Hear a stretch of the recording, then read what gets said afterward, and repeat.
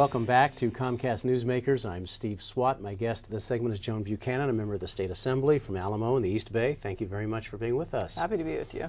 We're going to talk a little bit about the state budget and the budget process, and we should add a caveat. As we tape this interview, the budget still is a moving target, and we don't have a consensus yet. Right.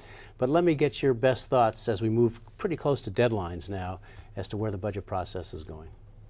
Well, we hope to have a budget vote actually before the June 15th deadline. I do know we'll have a final budget in place by June 15th, but I guess if I could tell anyone, give anyone a message about the budget, it's that I think it's critically important that we take a thoughtful approach. If you take a look at California's fiscal condition right now, not only do we have a budget that's structurally out of balance, but we have a wall of debt. We have about $20 billion in borrowing from different funds. We have over $15 billion in deferrals, $10 billion in deferrals to schools alone, and then we have debt that we have to pay back to the unemployment insurance fund. So I think it's critical that we have a balanced budget that begins to pay off the debt. And when you take a look at the governor's proposal, one recognizes that this isn't your typical recession. You know, in your typical V-shaped recession, interest rates creep up, they choke off demand, the Fed then lowers interest rates, and we literally accelerate out of them. We have those every 3 or 4 years. This is a prolonged recession, the deepest in our lifetimes. It's so uniquely different because it started with the near collapse of the worldwide financial markets. We had the popping of the biggest housing bubble in our lifetimes. We still have 30 to 35% construction unemployment, and so construction is not going to lead us out of the recession. And we started out with a Fed funds rate at 1%, so it's difficult to lower rates and stimulate demand. So what the governor's proposing, and I fully support, is that we build a bridge to recovery.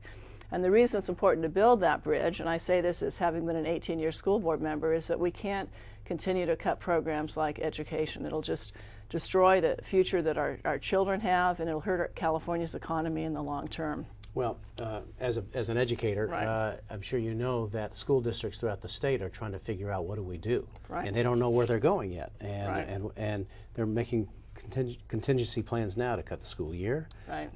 To increase class size from what we used to be 20 to 30, and things like that. Yeah, it's devastating, and I will say we'll have a budget on time, which helps school districts plan, but at the same time, if you look at California in general, just K-12 education, we're $2,500 per student in spending below the national average. We have the largest class sizes, the fewest number of counselors, the fewest number of librarians. And when you look at California historically, it was our investment in education which provided the economic engine. It's the reason California was home of the aerospace industry, of technology, of biotechnology.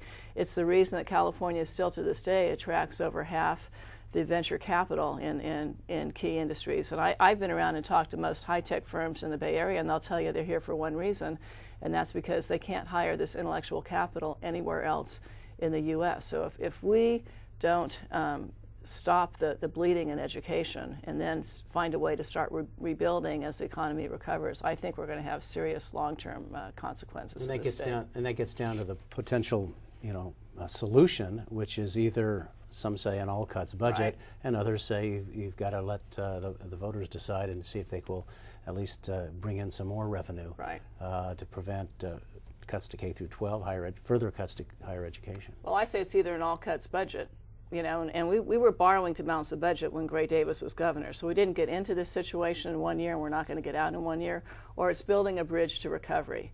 And when you look at economists, they don't believe that our employment will reach pre-recession levels till 2016 or 2018.